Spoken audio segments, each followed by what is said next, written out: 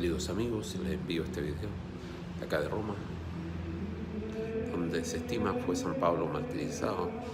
Este es el lugar sagrado para la cristiandad, y sobre este lugar les envío este video. Tengan buen día. Adiós.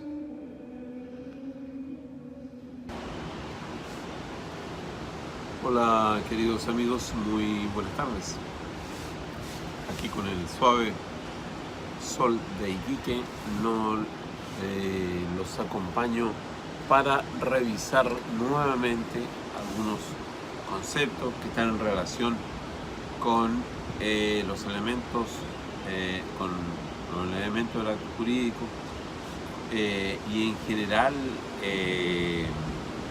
con los vicios que puede adolecer el consentimiento.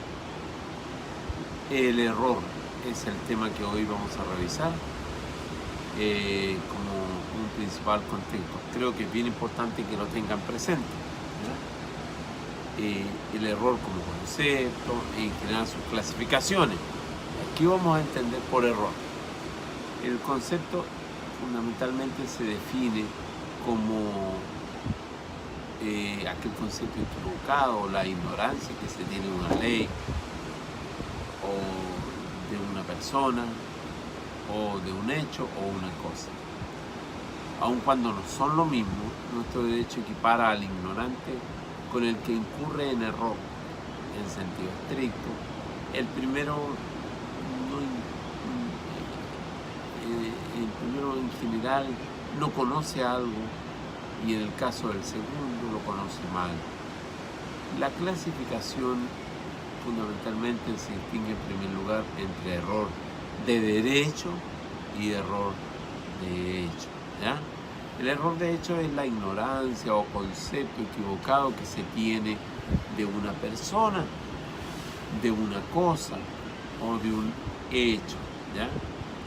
El error de derecho es la ignorancia o el concepto equivocado que se tiene de una norma, ¿ya? O una ley, o en general de un concepto jurídico, un precepto jurídico. Dispone el artículo 1452 del Código Civil que el error sobre un punto de derecho no vicia al consentimiento, ¿ya? Bien importante. Este precepto debemos armonizarlo con los artículos 80 y artículo 706, no, artículo 8, perdón, y artículo 706, inciso cuarto.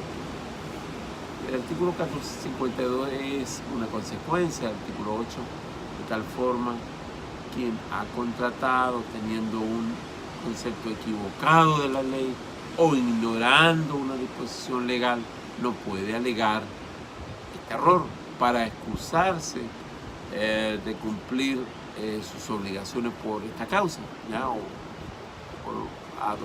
mencionando que esta es la causa. A su vez, el artículo 706 dispone que el error en materia de derecho, ¿ya? Constituye una presunción de mala fe que no admite prueba en contrario. Bien importante este aspecto, no admite prueba en contrario. Esta presunción de derecho, en consecuencia, se habla del artículo 47, es una presunción de derecho, ¿ya? En algunos casos, sin embargo, el error de derecho vicia el consentimiento o puede invocarse, ¿ya? Para otros efectos, como acontece, por ejemplo, recordemos, siempre uno se olvida de los artículos 2297 y 2299 cuando se habla del cuasi contrato, ¿ya? El pago de lo no debido, ¿cierto? Que contemplan casos en los cuales quien pagó una suma de dinero o entregó a otro creyendo que estaba legalmente obligado para ello, puede solicitar la repetición, o sea, que le devuelvan la platita de todo lo que pagó o entregó, amparándose incluso en el error de derecho, ¿ya? Ahora, lo mismo ocurre tratándose del artículo 1683 del Código Civil. El precepto ya admite un error de derecho, pues quien contrató, ¿ya? Muy importante, ignorando que el contrato adolecía de nulidad, por ejemplo, o sea, incurriendo en un error, ¿ya?, de derecho, podrá demandar, ¿ya?, la nulidad del mismo contrato que estamos hablando. Este precepto establece que puede alegarse la nulidad, ¿ya? ¿Cuál nulidad? La absoluta, por todo lo que por toda persona que tiene interés en él, excepto el que ha ejecutado el acto o celebrado el contrato, ya sabiendo o debiendo saber el vicio que lo invalidaba, ¿ya? Así si la persona no tuvo conocimiento de la ley, en virtud del cual el acto o contrato es considerado nulo, le es permitido invocar la nulidad de dicho acto jurídico. También creemos que resiste otro caso en que se tolera el error de derecho en el artículo 972, ¿ya?, referido a la incapacidad para suceder, ¿ya?, que afecta a la persona que a sabiendas, muy importante, a sabiendas de la incapacidad, haya prometido al difunto hacer pasar sus bienes o parte de ellos, ya bajo cualquier forma, ya a una persona incapaz. ¿Para qué? Para suceder al causante, ¿ya? Si la promesa se hizo, por ejemplo, desconociendo la ley, el que prometió, por ejemplo, no operaría en su perjuicio en la causal, ¿ya?, de incapacidad, ¿ya? Cuando un mandatario, por ejemplo, también ocurre que ejecuta de buena fe un mandato nulo, está en el 21, 22, es decir, cuando el mandatario ignora tal circunstancia, se trata, ¿verdad?, de un caso en que la ley admite el error de derecho, permitiendo, ¿ya?, al agente oficioso reclamar reembolso de los gastos, fundamentalmente de los gastos en que se incurrió, pero no de la remuneración, pues no es verdadero mandatario. De cualquier forma, tanto en el caso del pago de lo debido, por ejemplo, o como en la hipótesis, ¿ya?, de la nulidad, el código admite, bien importante, alegar error de derecho. No quiere eludir no para eludir el cumplimiento, sino por el contrario, para que se restablezca el imperio del derecho. Nos parece justo, ¿ya? Hay dos clases de error de hecho y también hay efecto. Esto está en el 1453 y 1455. Cuando recae sobre la especie de acto o contrato que se ejecuta o celebra. Por otra parte, cuando recae sobre la identidad de la cosa. Muy importante, específica, una cosa específica de qué se trata. También cuando la sustancia o calidad es esencial del objeto sobre el cual versa el acto o contrato. En este sentido, cuando es diversa de lo que se cree, ¿cierto?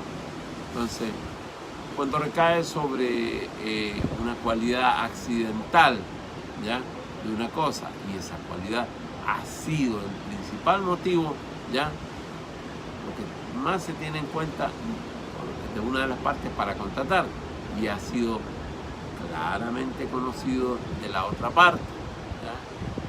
Cuando, por otra parte, también ocurre cuando en consideración de la persona con quien se ha contratado ha sido la causa principal del contrato, ¿ya? Ahora, las dos primeras hipótesis que acabo de citar, contempladas en el 1453, suelen calificarse por algunos autores como casos de error esencial o el llamado error obstáculo, ¿ya? En ellos se afirma que más que un vicio de la voluntad habría ausencia de voluntad, puesto que las personas incurren, ¿ya?, en un error de tal magnitud que no pueden generar un acto, ¿ya?, un acto jurídico, ¿ya? El error esencial impide el acuerdo de voluntades, por ende, a juicio de algunos, el error esencial no produciría la nulidad, ni absoluta, ni relativa, ¿ya?, sino la inexistencia del acto o contrato. Hay que recordar anteriores videos que hemos visto, toda la conflictividad que esto produce. Esta es la posición, por ejemplo, del claro solar y Vittorio Pesce, ¿ya? Otros creen que la sanción es la nulidad absoluta, así opinaba Arturo Alessandri Rodríguez. La falta de voluntad sería la causa de la nulidad absoluta, pues el código no contempla, ¿qué cosa?, la inexistencia como sanción del acto jurídico.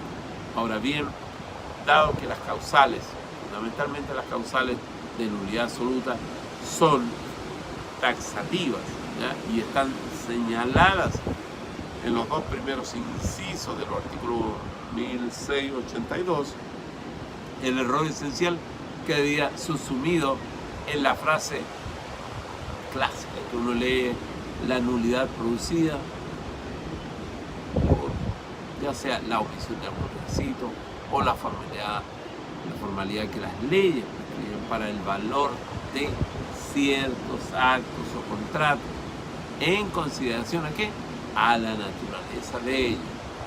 La falta de voluntad producto del error, ¿ya?, esencial, determinaría la ausencia de uno de estos requisitos, ¿ya? Eso es bien importante.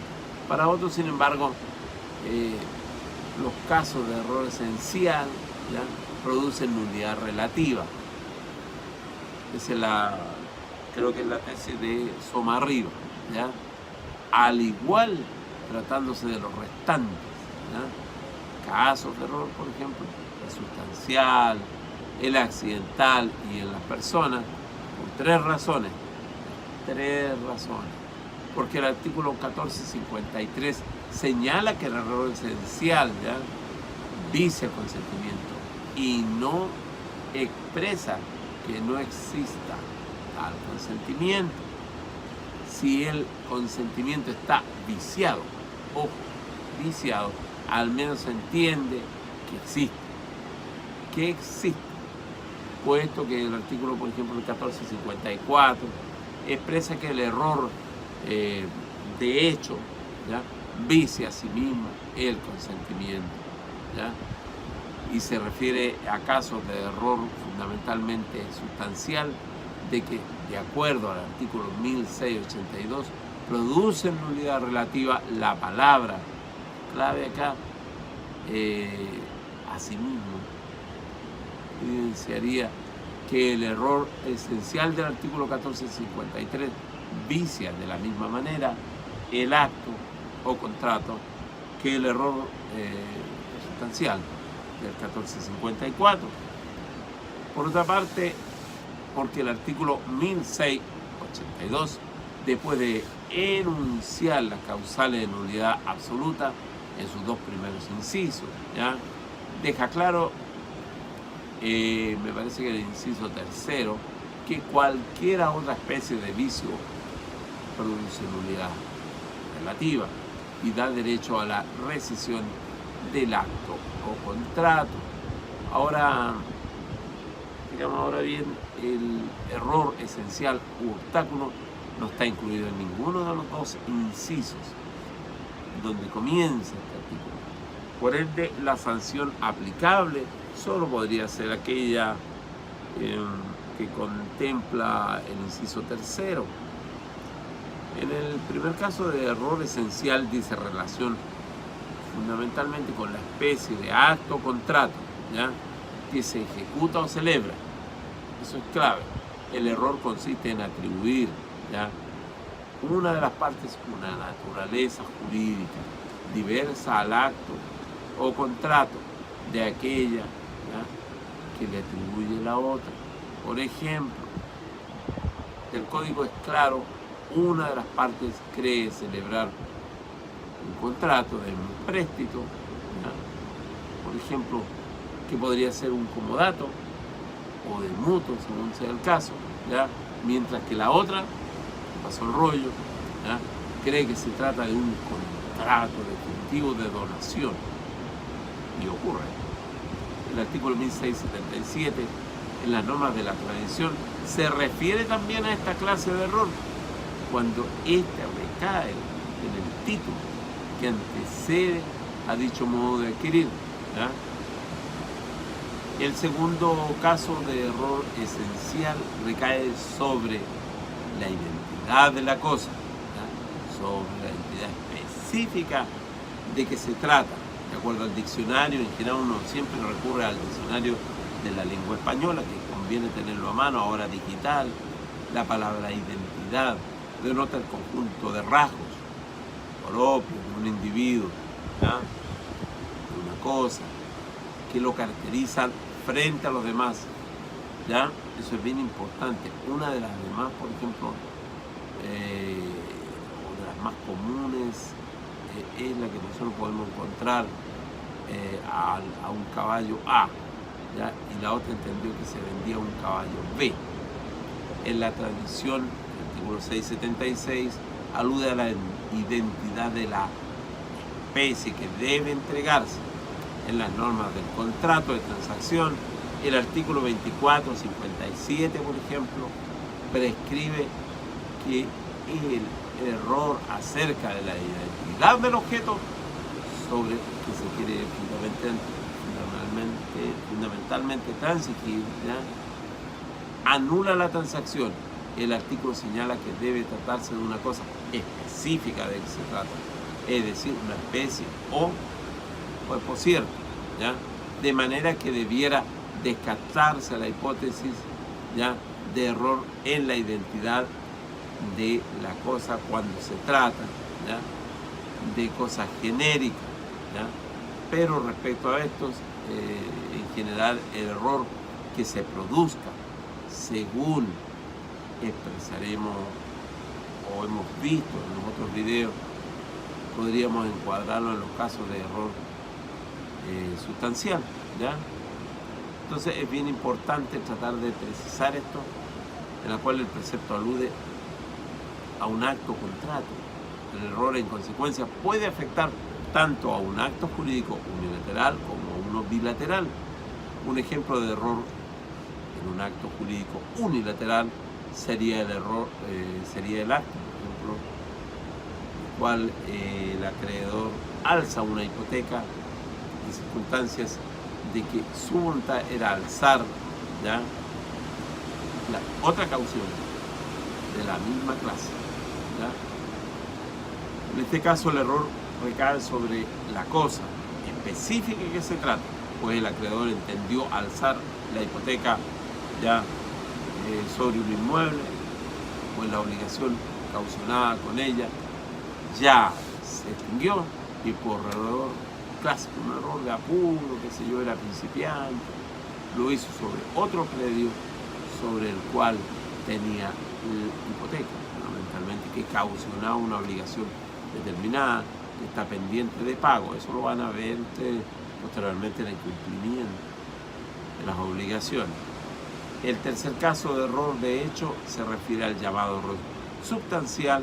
Esto está en el 1454 y en realidad en este caso cabe distinguir dos hipótesis.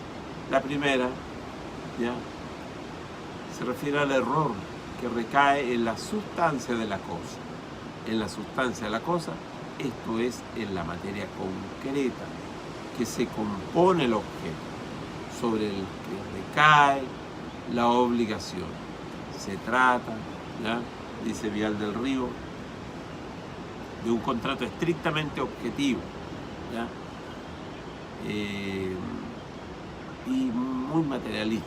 Un ejemplo de error en la sustancia sería el que proporciona el código, al decir como si por alguna de las partes se supone, ya, que el objeto es una barra, ¿ya?, de plata y realmente es una masa de cualquier otro metal parecido, ¿ya? El ejemplo de Bello se fue planteado esto por Potier, ¿ya? Quiero comprar, decía, un par de candelabros de plata, ¿ya? Y los que compro un par de candelabros que en realidad son de un cobre medio plateado, de tercera. Eso también lo cita Vial al Río y se los recomiendo. Hay un libro por allí que yo pongo en el video que lo ilustra, ¿ya?, que agrega otros ejemplos, ¿ya? Una persona, por ejemplo, que quiere comprar vino y en realidad está comprando un vinagre, o el que creyó que era un diamante resultó una especie de vidrio, o lo que creyó que era una prenda, estilo una seda fina, ¿ya?, y en realidad era un algodón. Podríamos incluir pasos y determinadas circunstancias, pero en el fondo se dio así, ¿ya? Entonces, el famoso ejemplo de las 100 toneladas de trigo, ¿ya?, y el vendedor que entendió que le compraban 100 toneladas de harina. En fin, hay una serie de ejemplos. Bueno, traté de darles un pequeño resumen y espero que lo profundicen. Me parece bastante útil. Bueno, todos los manuales tratan este tema, que lo vean desde el punto de vista para que tengan buena tarde. Desde Iquique, un saludo para ustedes.